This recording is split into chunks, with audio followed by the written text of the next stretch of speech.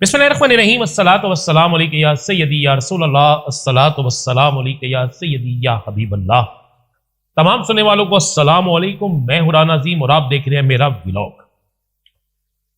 बानी तहरीक इंसाफ की वापसी की तैयारियां शुरू हो गई हैं। ऐसी खबर आने वाली है जिससे हो जाएगा जलजला तारी।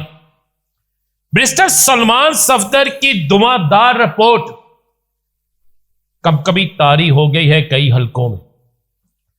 बड़ा फैसला होने जा रहे, अहम सियासी बुर्ज उल्टेंगे। बड़ी धुआंधार खबरें हैं कल से लेकर आज तक।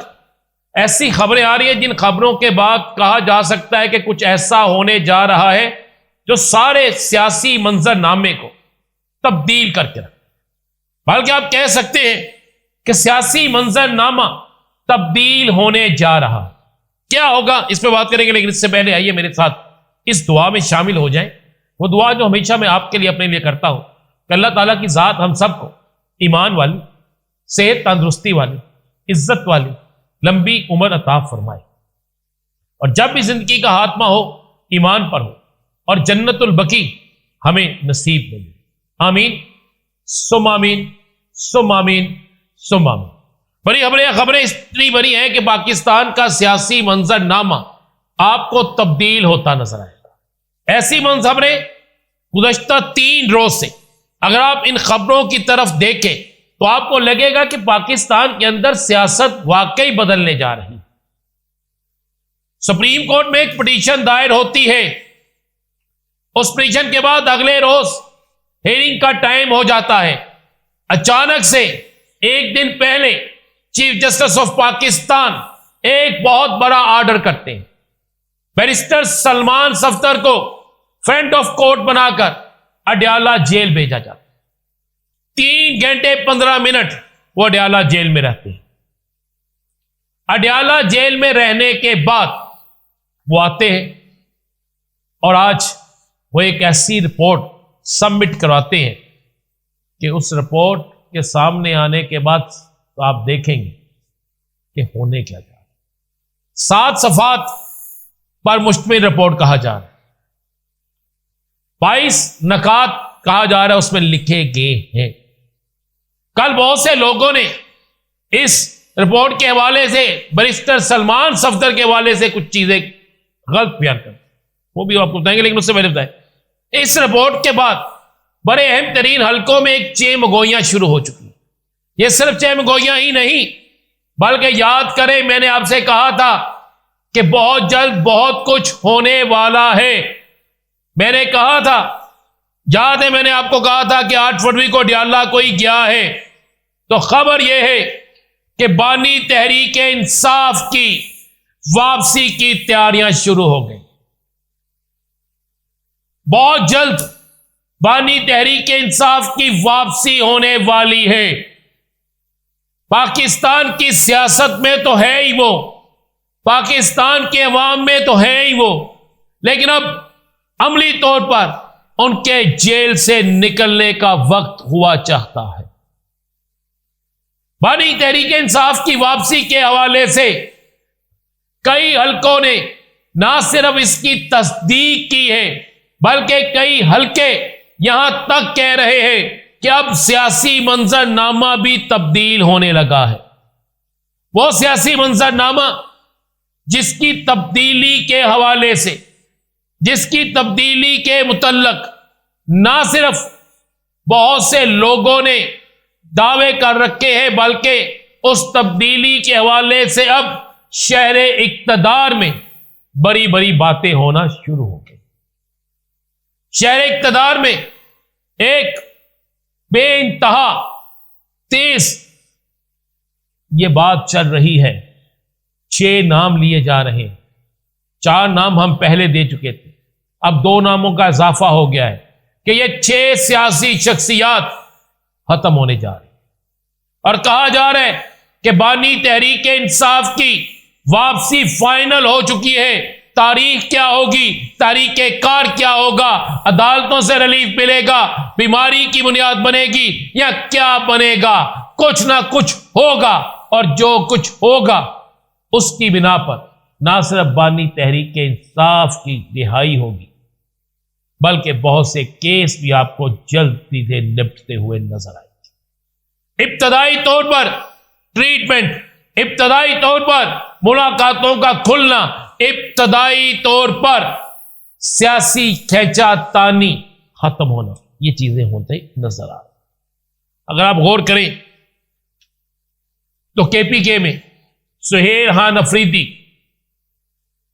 3 ऐसी मीटिंगें कर चुका है जिस पर हम कह सकते हैं कि अब तमाम लोग एक पेज पर आना शुरू हो गए। और जराए कहते हैं कि यह सारा कुछ बानी तहरीक इंसाफ की रिहाई या बानी तहरीक इंसाफ को इंसाफ मिलने के साथ नथी है। और इसीलिए अब बाकायदा यह बात की जा रही है, बाकायदा यह बात कही जा रही है कि बानी तहरीक इंसाफ इमरान खान की वापसी की तैयारियां शुरू हो चुकी हैं। और जैसे ही उसकी वापसी होगी, पाकिस्तान का सियासी मंजरनामा ना सिर्फ तब्दील हो जाएगा, बल्कि इस सियासी मंजरनामे में इतनी बड़ी तब्दीली आएगी, इतने बुर्ज उल्टेंगे, इतने लोग फारग होंगे कि आप सोच नहीं सकते।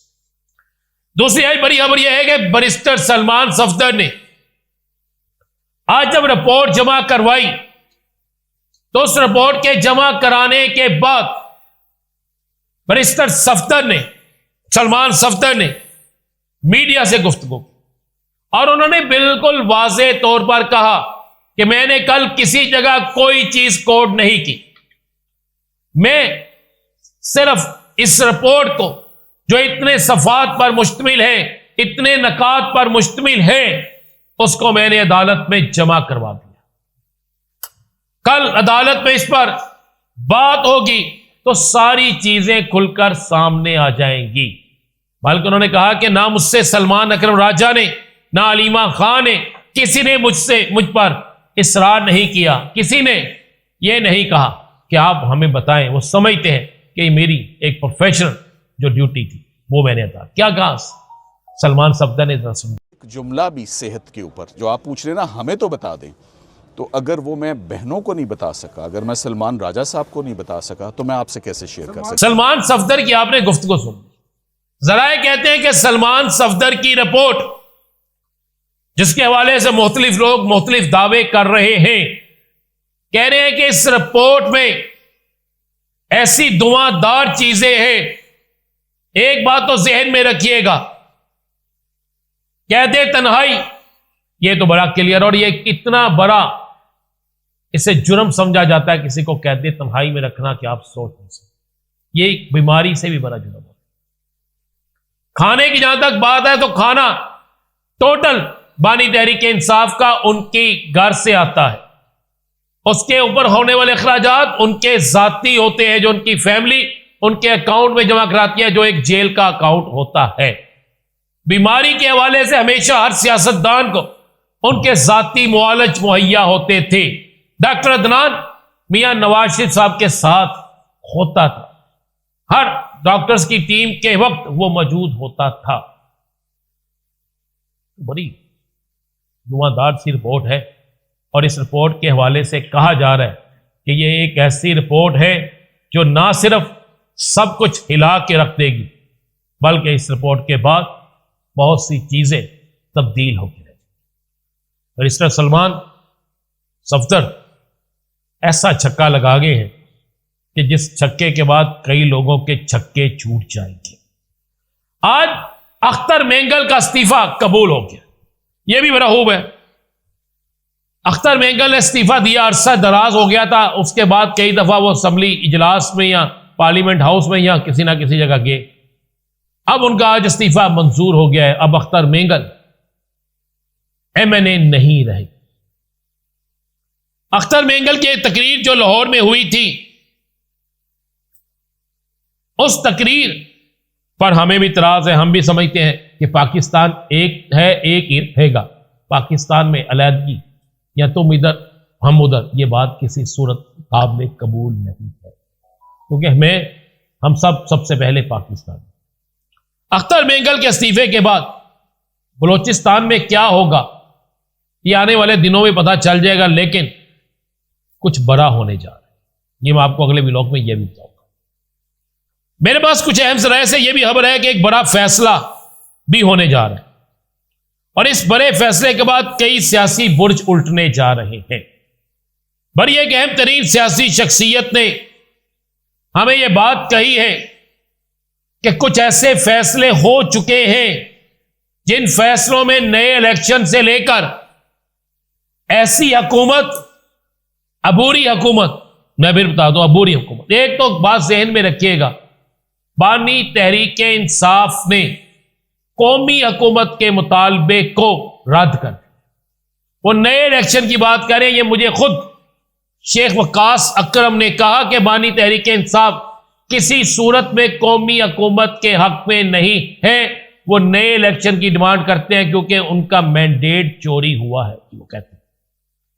तो इसलिए किस जराए कहते हैं कि कुछ बड़ा फैसला होने जा रहा है, ऐसा बड़ा फैसला जिसमें कई अहम सियासी बुर्ज उल्टेंगे, कई अहम तरीन सियासतदान आउट होंगे और ये बड़े फैसले रमजान से पहले आपको नजर आ जाएंगे। और क्या होगा फिर बताएंगे आपको अगले व्लॉग में। इजाजत दीजिए। अल्लाह।